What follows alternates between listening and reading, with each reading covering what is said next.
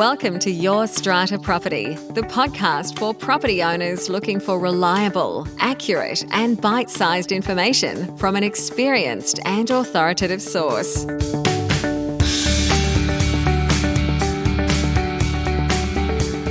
Hello and welcome to this week's podcast episode.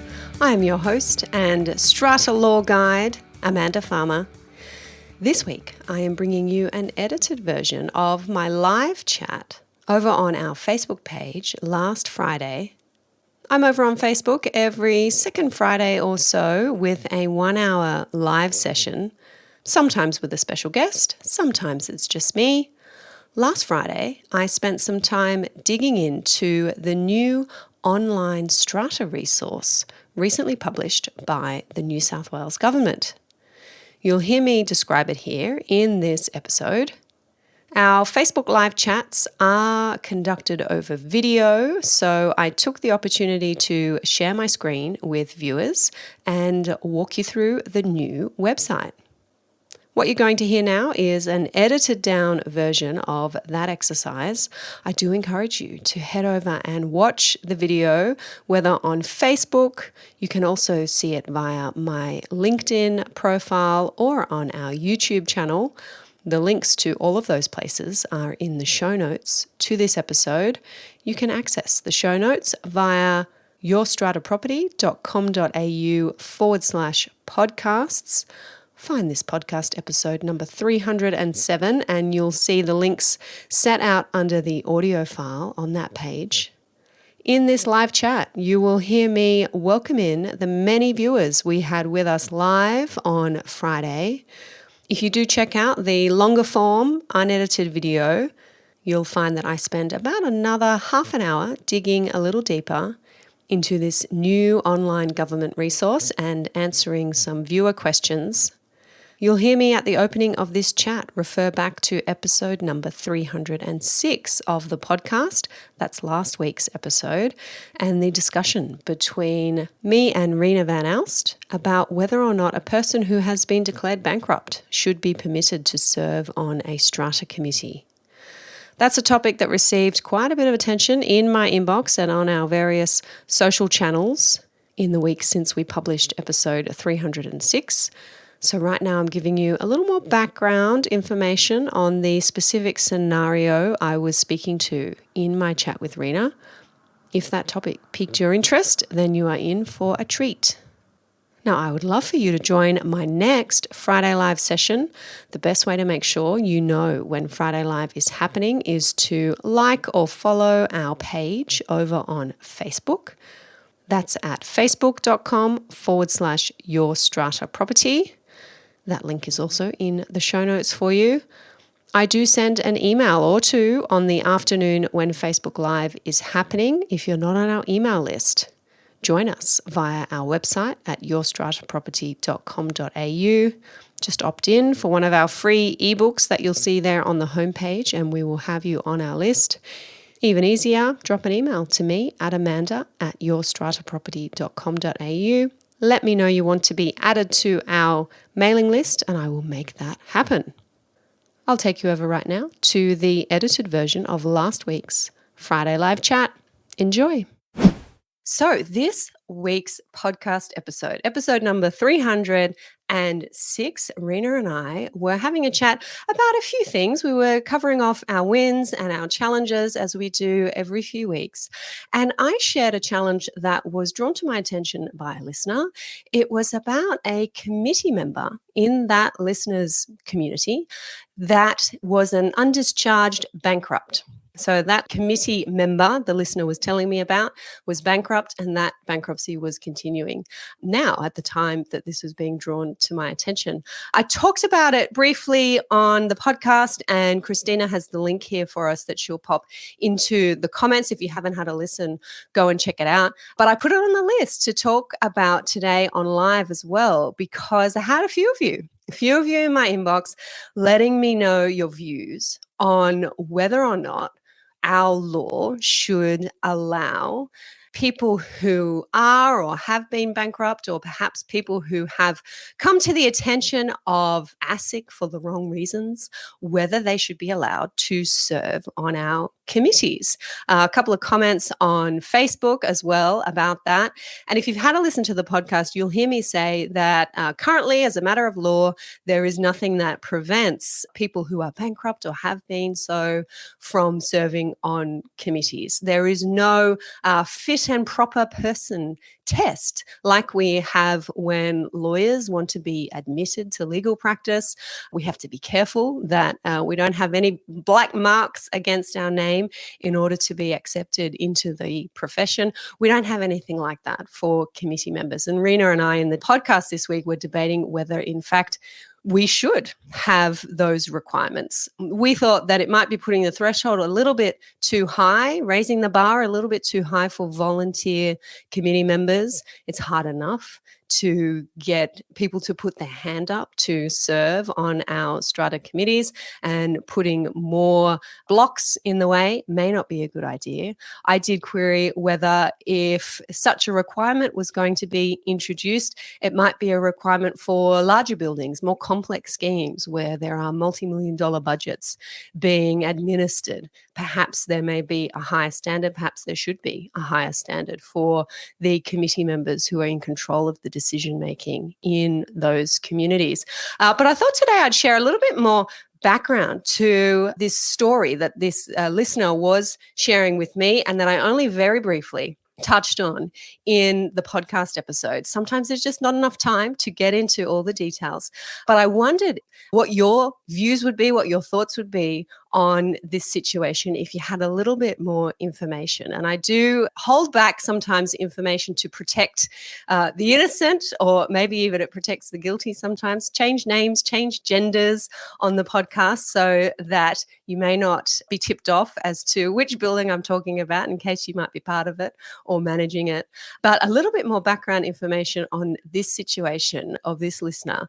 The Bankrupt committee member that I was talking about on the podcast was not actually an owner. So this was a circumstance where an owner had nominated their partner to sit on the committee. And it came to the attention of the listener who was communicating with me that this person was an undischarged bankrupt, and indeed it was their second bankruptcy. So second time they'd gone down that path, not an owner, nominated by an owner to serve on the committee. And apparently this person was also the sole director of a company that was in the hands of liquidators with debts to unsecured creditors of more than $1 million. And there had been a liquidators report that was quite damning, apparently, that referred to insolvent trading. So it is with this knowledge, with this background, that this listener is reaching out to me and saying, Amanda, this is a person who is making decisions about how our owners' corporation funds should be spent. Is there some rule that would prevent this person from making these decisions? Looking deeper into the situation, the listener found out that there were more than 10 companies of which this committee member had previously been a director, and all of them had been deregistered. Most of those deregistrations occurring after liquidation. This person was on the disqualified persons register held by ASIC and had been slapped with enforceable undertakings by ASIC and fines of more than $20,000. So all of this had happened in the 10 years before this person was nominated by an owner and elected to the committee. So I do sympathize, as much as I express my opinion on the podcast saying we don't have these thresholds, and I'm not sure that we should have them, these requirements of our volunteer committee members. I sympathize with this listener who was doing this research about a committee member that perhaps was making some unpopular decisions in the community and uncovering this publicly accessible information about how they had previously managed corporate affairs and failed to meet their duties, their responsibilities as a company director. And I can understand how that would cause some concern, some serious discomfort, and lead someone to start asking those questions. Is there anything that we can do about that? So short answer remains in New South Wales, as I believe it is around the country, but someone will let me know if it's any different. I'd be fascinated to know if there's another jurisdiction around our country that prevents committee members with such histories from serving on committees, but nothing in New South Wales that would stop a person like that from being nominated for and elected to the committee and then managing our owners' corporations' affairs. Alrighty. More of you coming on in and saying hello here to me, and lots of people here live. It's great to see you. If you want to drop me a hello, feel free. It is us today. It is a solo live with me. So we have time to dig a little deeper on some important topics, things I've been working on, things I've been looking at this week, and happy to answer any questions that you have arising from what we're chatting about today. Just post them here on Facebook. If you're on LinkedIn or YouTube, I do come back around and have a look at those questions when I can. Zlata is giving me a hello. Great to see you here today, Zlata. Edward is here. Great to see you, Edward. We have our friend Q Poodle. I don't know who this is, but I like this name. It is cute. I've seen you a few times, Q Poodle. Good to see you, saying hi there. And Gladys is saying, scary to hear. No such safeguards. Yeah, I understand how that's scary, Gladys. And those are the messages that I was getting in my inbox that we've seen in the comments under Facebook. Absolutely, there should be a fit and proper person test. Why don't we have these requirements of our committee members? And I'm hearing that from owners. I'm hearing that from people who are on the ground, who are living in these buildings, who perhaps are suffering maybe firsthand from poor decision making that's going on in their communities. I accept completely that my opinion comes from a place of being a lawyer, Rena's from being a strata manager, and having a different point of view. I'm also an owner on a committee as well, but bringing my lawyer hat to the conversation and having perhaps a different point of view to what owners have when you're struggling in difficult communities with challenging issues. So I can see how so many of you that episode resonated with and that discussion resonated with you, and you were sympathetic to that listener who is uncovering this uncomfortable information about their committee member.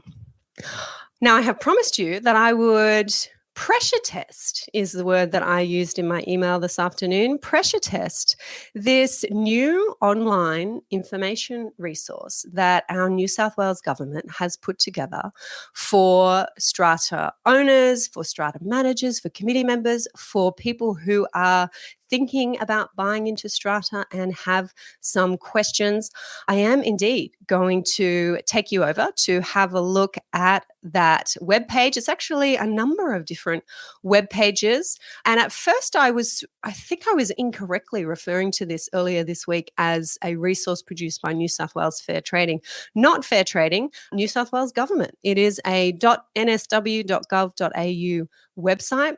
Previously taking the limited information, I think it's fair to say and not controversial to say limited information that we had on our New South Wales Fair Trading website and putting it within the New South Wales government website. And there's a lot there, a lot more to share, a lot to get value from if you are looking for some basic, it is basic, but there's a lot of it, basic information about strata living in New South Wales. So I'm going to take you over to that page. Christina has very helpfully posted the link already in the comments here on Facebook. So I will share my screen with you, but you can jump over and have a look directly there as well.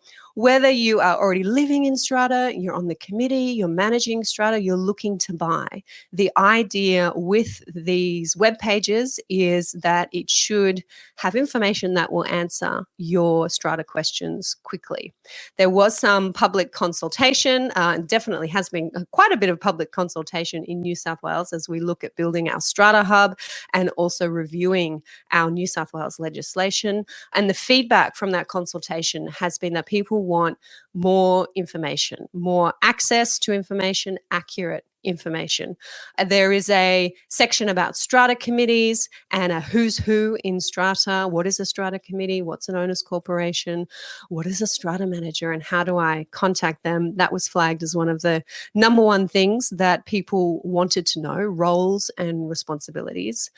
It has been reported that there was an average of 20,000 monthly visitors to the New South Wales Fair Trading website looking for strata information. So there was a real need for that information to be more accessible, a little more detailed, for there to be an easier way to get questions answered. So herein lies the result of this consultation and this suite of web pages that has been put together by the New South Wales government. I'm going to share my screen with you and take you on over to the relevant web page.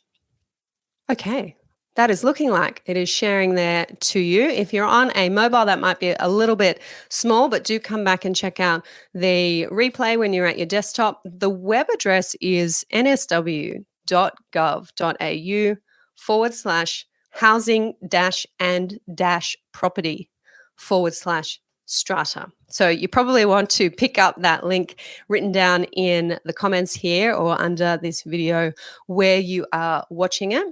Advice for living in or buying into a strata community. As a member of a strata community, you own an individual lot, and owners decide collectively how to best manage the property they share. This is the homepage, and then there are links to find out different aspects of strata living. We're going to have a little poke around a few of those. I just wanted to take you down a little bit further where the page is reminding our New South Wales owners corporations that from the 30th of June this year, this is creeping up on us, owners corporations will need to provide information annually so that this online tool that the government is building can be kept up to date. So this is our mandatory annual reporting. I was talking about this earlier this year. I'll come back around and post the link to the podcast episode where I was talking about mandatory annual reporting for owners corporations. That is happening from the 30th of June this year. And I'll show you, this is a good example here. I'll show you how this information is going to be used once the mandatory reporting system is in full swing. So we have just a little snapshot of it here on this search function, already live, already going here on this part of the website. We can type an address or a strata plan number and get some limited, at this point in time, information about that strata plan. I'll type one that I am familiar with and I'll show you what comes up. So this is strata plan number 13385, and it gives you the address of the strata building. It tells you how many lots are there and when the plan was registered. That's all we can get at the moment. But once we have our mandatory annual reporting and our owners corporations are answering that long list of questions, filling out that long online form that I have talked about previously, and I'll let you know where to get that podcast episode, then there's going to be a lot more information here to access about a building. So you can search by strata plan number or address. Helpful if you've got an address and you want to know what the strata plan number is, or vice versa, you can see that information is available. Just be careful with your address searches that you know the actual address. I was doing this earlier today and I had to be careful that I put in this range of street numbers to be able to get the actual strata plan number here. So if I had just typed 37, I got no result. So if you're looking for strata plan numbers, just be aware that it may have a different street address. So that's clever. And that we're starting to see now how we are going to be putting the information obtained through the mandatory annual report into use in our online system. Okay, so let's have a closer look here about the things we might be able to learn when we hit this website. A few different ways to navigate. There's our links up the top here, text links, and then also a swipe through information option here. Serving on the strata committee, how to run a strata meeting, repairs and maintenance.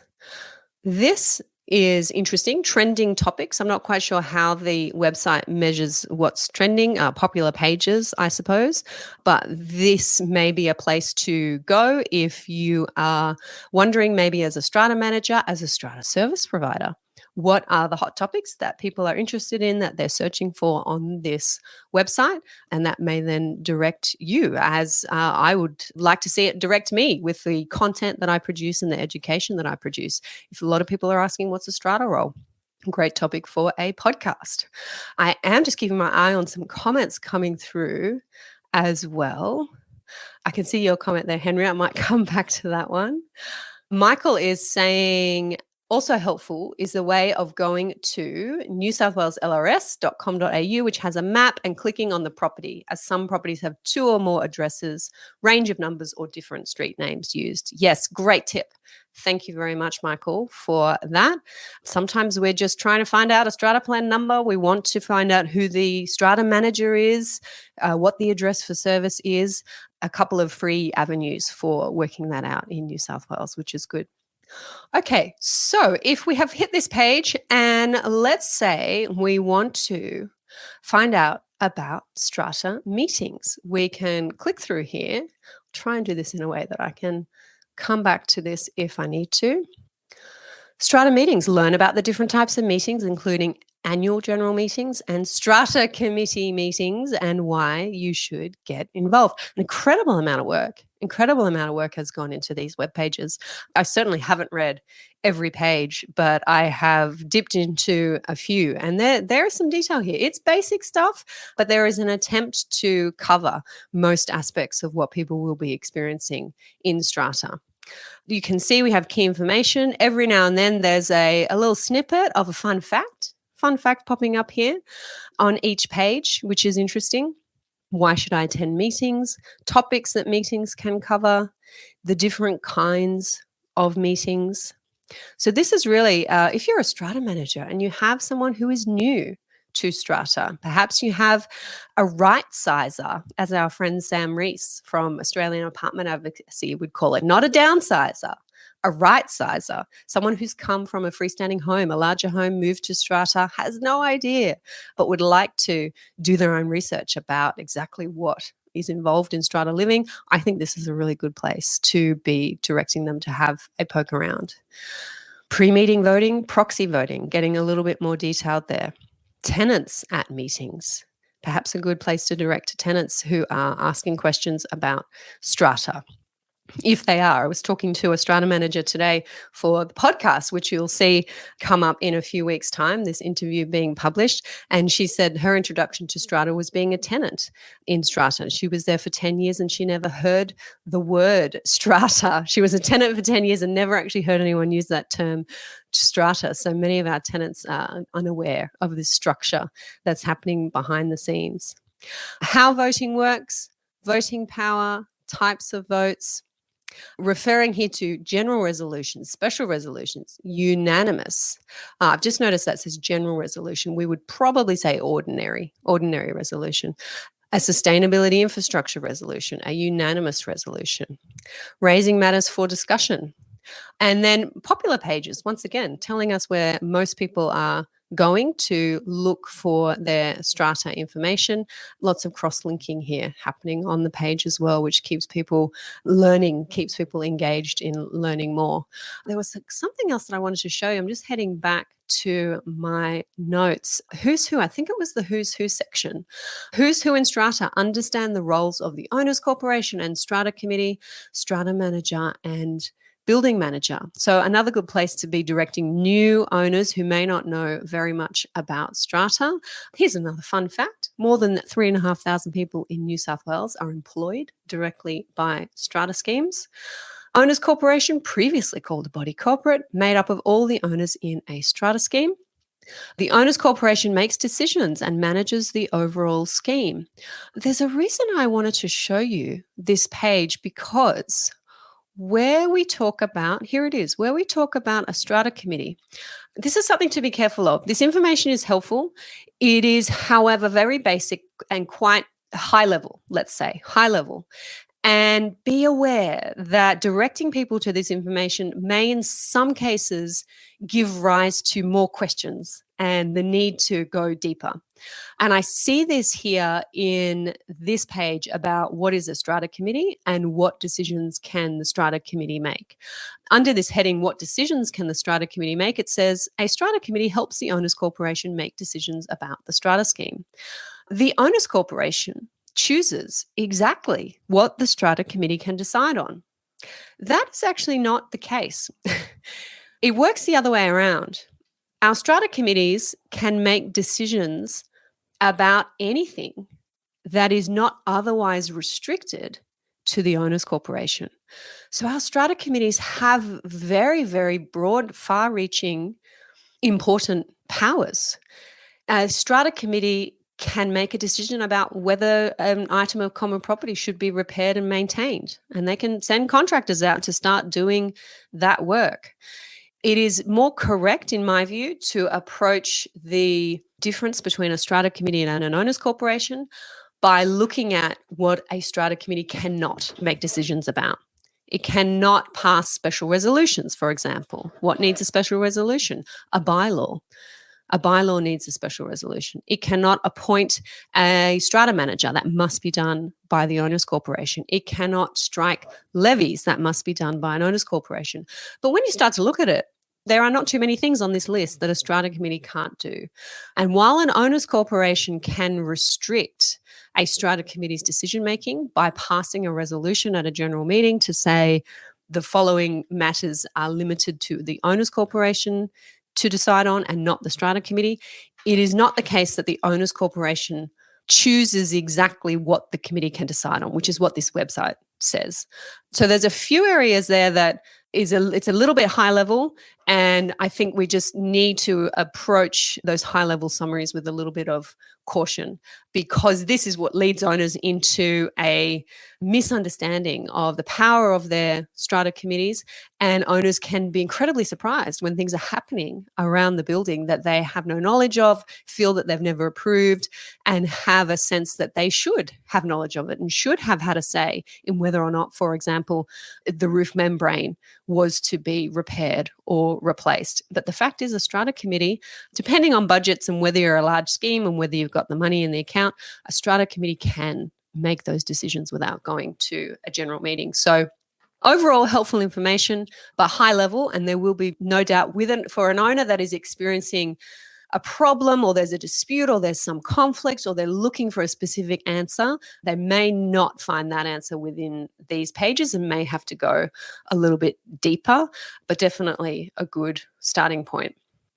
Alrighty, I am going to stop sharing that screen there now. We do have the link to this page. Do have a poke around. Strata managers absolutely have this in your toolkit to share, especially with new owners. I think many strata managers I've come across have a pack that they send out, or at least a form to get contact information for new owners, to get addresses for service.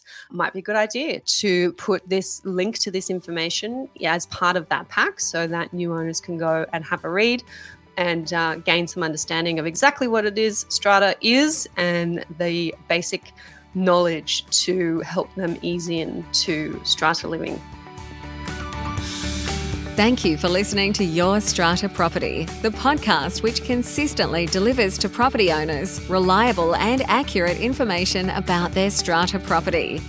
You can access all the information below this episode via the show notes at www.yourstrataproperty.com.au. You can also ask questions in the comments section, which Amanda will answer in her upcoming episodes.